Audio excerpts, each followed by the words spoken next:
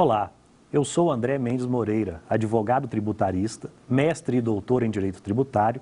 Estamos aqui hoje iniciando a primeira das 5 aulas onde trataremos do direito tributário brasileiro.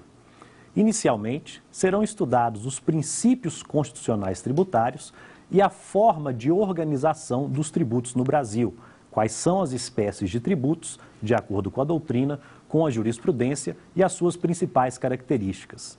Na sequência, adentraremos no estudo dos impostos sobre o consumo, daqueles tributos que gravam operações de venda de mercadorias e bens de serviços, que são o IPI, o ICMS e o ISS-QN. Na sequência, estudaremos também as contribuições PIS e COFINS, que, desde 2002, passaram a ter o atributo da não cumulatividade tributária, tema este que finalizará o nosso curso.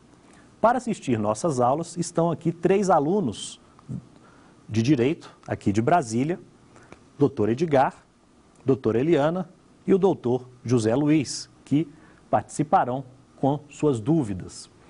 Você também, que nos assiste, pode enviar quaisquer indagações para o e-mail saberdireito@stf.jus.br, bastando identificar a aula e o tema específico relativo à sua indagação. Sem maiores delongas, iniciemos os nossos trabalhos. Aliomar Baleeiro, ex-ministro do Supremo Tribunal Federal e um dos maiores tributaristas do Brasil, já dizia que o tributo é, há mais de 20 séculos, a vetusta e fiel sombra do poder político. Tributo deriva etimologicamente do verbo latino tribuere, que significava inicialmente repartir por tribos. Os tributos no passado não eram pagos em dinheiro, em pecúnia. Representavam muitas vezes prestações de serviços, entrega de bens, entrega de mercadorias para o senhor de determinada tribo. Foi com a evolução e com o passar dos séculos que tributo passou a ter a feição que possui hoje. Atualmente, o tributo é a principal fonte de receitas derivadas do Estado.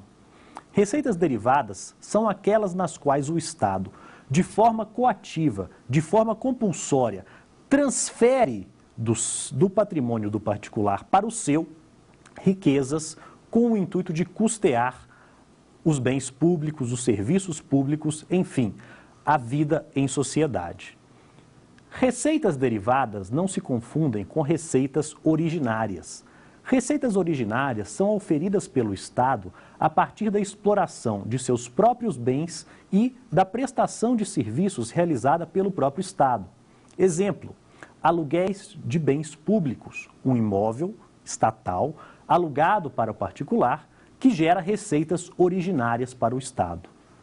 A tônica das receitas derivadas, dentre as quais os tributos assumem a maior relevância, é exatamente a sua compulsoriedade, a sua obrigatoriedade, a transferência mandatória do patrimônio do particular para o patrimônio público. É em razão desta imposição, deste ato que deriva exatamente do poder de império do Estado, que o direito tributário se reveste de diversos princípios, de diversas garantias que asseguram ao cidadão, ao contribuinte, o direito de não ter o seu patrimônio indevidamente transferido para os cofres públicos sem que haja observância daquelas regras postas pela Constituição que representam a vontade maior de nosso povo. No direito positivo brasileiro, o conceito de tributo foi previsto inicialmente na Lei 4.320 de 1964, cujo artigo 9º dispunha que tributo é a receita derivada, instituída pelas entidades de direito público, compreendendo os impostos, as taxas e as contribuições. Posteriormente, em 1966, seguindo-se a grande reforma constitucional ocorrida em 1965 por meio da emenda constitucional número 18 à Constituição de 1946, adveio o Código Tributário Nacional, trazido à lume pela Lei 5.172 de 1966. O CTN definiu o tributo em seu artigo 3º. Tributo é toda prestação pecuniária compulsória. Não se paga tributo porque quer, paga-se porque é obrigado a tanto. O tributo é pago porque o contribuinte sabe que, se não o fizer, poderá ser autuado. Sendo autuado e não pagando, poderá ser executado. Sendo executado, terá seus bens penhorados, suas contas bancárias penhoradas e haverá a transferência coativa com o acréscimo de juros, multa e honorários advocatícios da Fazenda Pública do seu patrimônio para o patrimônio do Estado. Portanto, a primeira característica que salta aos olhos da definição do artigo 3º do Código Tributário Nacional é a compulsoriedade do tributo. Voltaremos a este ponto mais à frente, quando do estudo das taxas devidas pela prestação de serviços públicos, haja vista que o seu cariz de compulsoriedade é exatamente a grande diferença em relação à cobrança de preços públicos, como será analisado em seguir. Tributo também é previsto em moeda ou cujo valor nela se possa exprimir. Tributo se paga em dinheiro. Não se paga tributo com bens, não se paga tributos com serviços.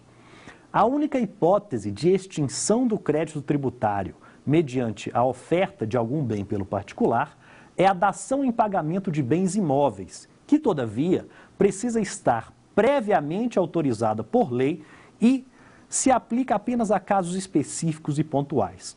Portanto, tributo é pago em dinheiro e previsto em dinheiro. Não se pode tributar um agricultor exigindo-se dele 10% do seu rebanho. A tributação é sempre em pecúnia e nesta é paga. Tributo não constitui sanção de ato ilícito.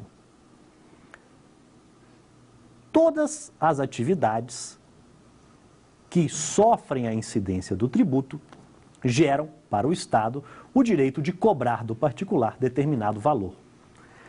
Tributo, entretanto, não é um instrumento correto para se sancionar o cometimento de algum ilícito por parte do contribuinte.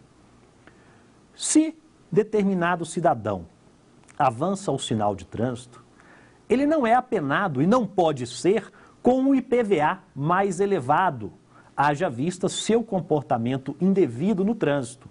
Se o cidadão avança o sinal de trânsito, ele é multado e esta multa lhe será cobrada pelo Estado. Da mesma forma, se uma determinada empresa depreda a calçada pública em frente ao seu prédio, esta empresa será multada pela municipalidade, não podendo haver elevação do IPTU devido pela propriedade daquele prédio, ao argumento de que houve depredação do patrimônio público adjacente. O tributo se ocupa de atos lícitos, da tributação de atos lícitos, o que, contudo, não elide, não impede a tributação de fatos geradores oriundos de atividades ilícitas. Exemplo: